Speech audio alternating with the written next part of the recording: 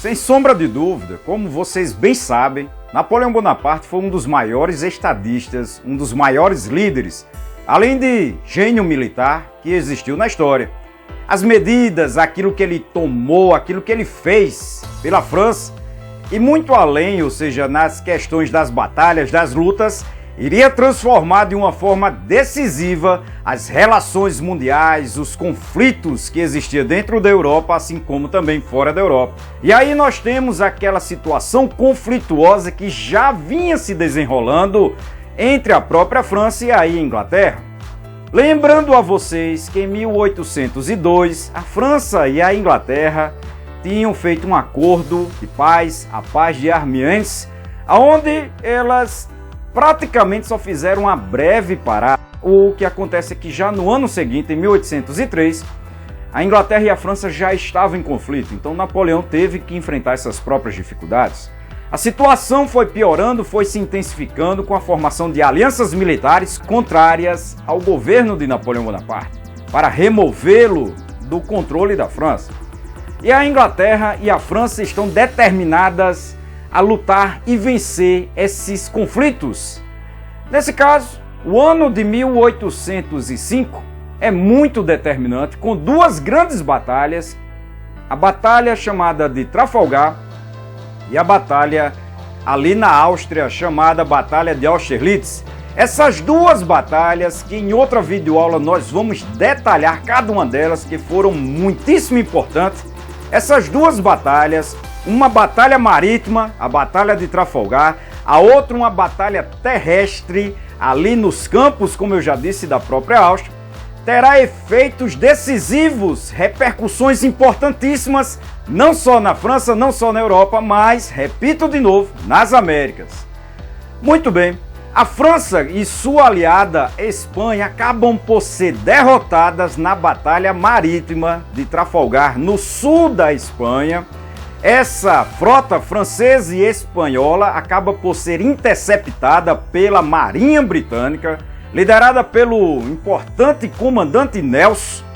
E nessa batalha, mesmo ele tendo perdido a vida, ele ainda foi vitorioso, ou seja, a Marinha Britânica arrasa com a Marinha Francesa e Espanhola.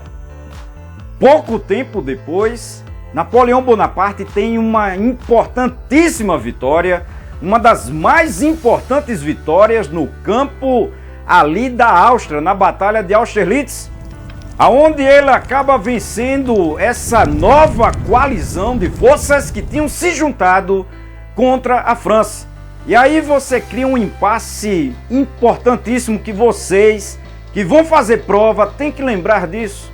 A França é vitoriosa em terra, ou seja, os exércitos franceses são vitoriosos, mas a Marinha Francesa é derrotada. E aí você cria um impasse porque nem a Inglaterra e seus aliados conseguem vencer completamente a França, nem mesmo a França consegue vencer completamente a Marinha, a poderosa Marinha Britânica. E aí você tem campos opostos, a Inglaterra dominando os oceanos, dominando os mares, e a outra, a França, dominando a partir desse momento o continente europeu, as áreas terrestres, com a grande exceção da própria Inglaterra, que justamente é uma ilha, e aí ficava isolada e protegida pela sua própria marinha de guerra. Criando esse impasse, Napoleão Bonaparte, em 1806, já vai decretar o chamado bloqueio continental, que vai ter uma repercussão importantíssima nas decisões que as outras nações europeias também vão ter que tomar.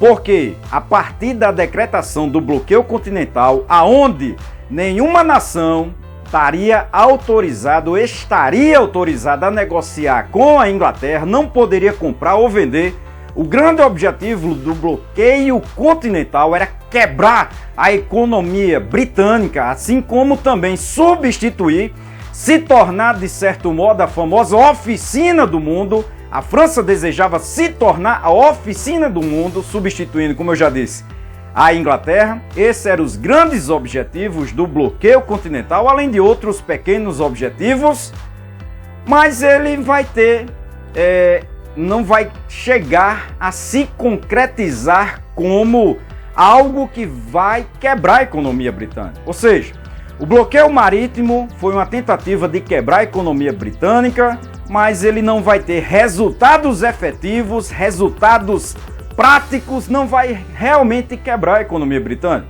Detentora da mais poderosa marinha, tanto comercial e de guerra do mundo nesse momento, a Inglaterra literalmente vai desviar os seus navios, e esses navios, agora proibidos de negociar com as demais nações europeias, vai negociar com as Américas. E aí vai ser muito importante essa relação, onde a Inglaterra está negociando com as colônias portuguesas e espanholas na África, nas Américas, negociando, abrindo comércios, rotas comerciais importantes para o futuro processo de emancipação dessas regiões, aonde, claro, esses negociantes, esses mercadores, as pessoas que obviamente vão se beneficiar desse comércio, não vão querer retroagir, não vão querer ver a sua fonte de renda, a sua fonte de lucro se acabar.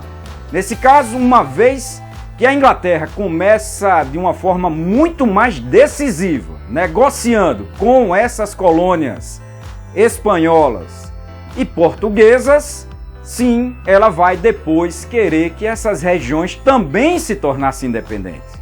E aí é algo que vocês têm que lembrar, principalmente quando vão fazer aquela prova, aquele trabalho.